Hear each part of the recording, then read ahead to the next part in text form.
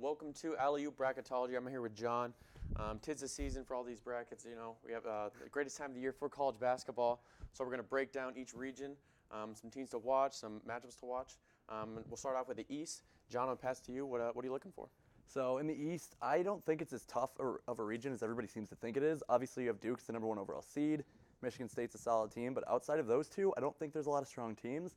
I actually have upsets coming from Liberty, Belmont, and Yale in this region. And I pretty much think that it's Michigan State and Duke's easy path to the Elite Eight, and then there'll be a showdown there for the Final Four. Pretty much that's the only storyline I see here. Yeah, I think the Duke MSU Elite Eight is probably the most popular pick throughout the all the brackets 1, 2. There are some matchups I do like to look at. I think Belmont is a team that everybody likes to pick for an upset. They played great in their playing game. They have three-point shooters. They run in transition, and they have a big guy to get a bucket. So a good team to watch some upsets. LSU, obviously, a lot of trouble there. So people picking Yale too.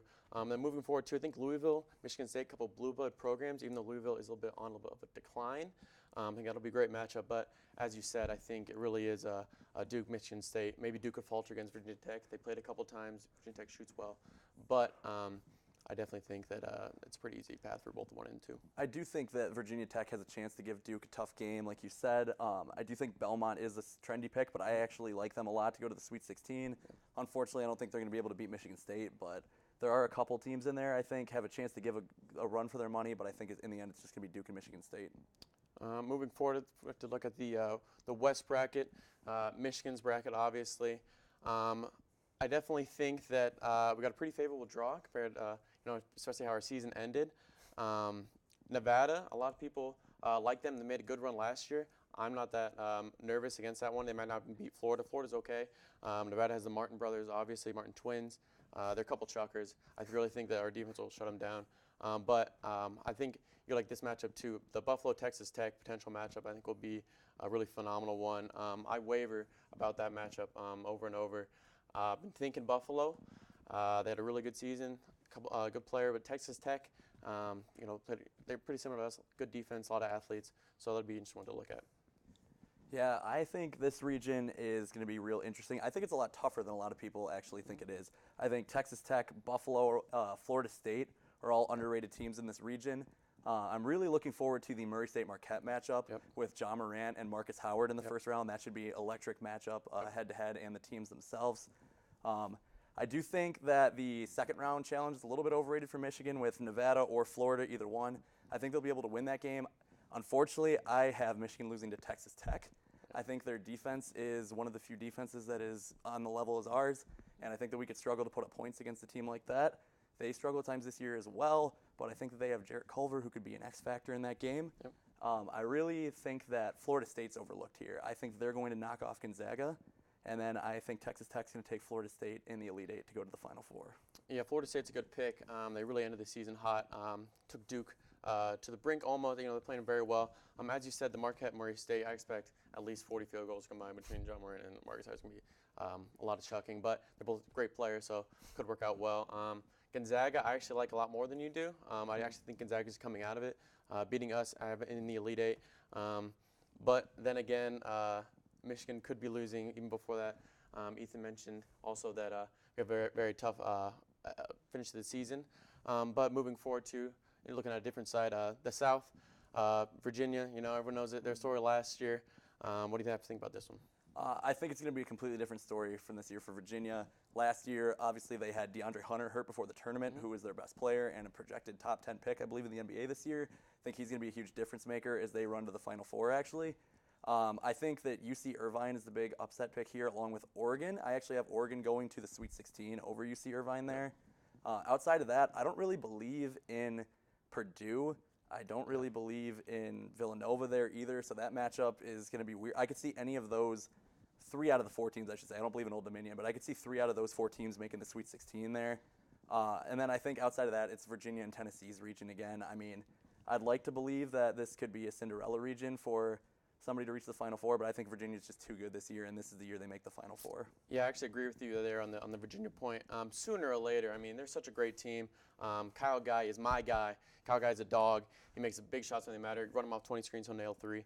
I actually think that Villanova and St. Mary's, that matchup, I'm looking at a lot. I think the winner of that one will be Purdue and could potentially even go to the Elite Eight. I'm not in love with Tennessee that much. Admiral Schofield, Grant Williams are pretty reliant on those two. I watched them at the end of the season. They weren't really that impressed. I actually have Cincinnati knocking them off. John Cumberland, that guy averages 30 points a game. He makes a shot when they need it. But as you said, I really think this is Virginia's chance to finally reach the Elite Four and play well. But moving on to the last side of the bracket, the Midwest. This is a really stacked between North Carolina, Kentucky, Kansas, these traditional powerhouses. But what do you think they're going to do this year? I think that Kansas is rough this year compared to their usual. They're killed with injuries this year. They still have Dedrick Lawson, but the losses of Gerald Vick throughout the year, Udoka Azubuike, they are struggling. I have them losing to Auburn, and after that, I think that UNC will take down Auburn. I do like Auburn's potential to make the Elite Eight there, honestly, but I just can't do it myself. I have Iowa State going and beating Houston in the second round.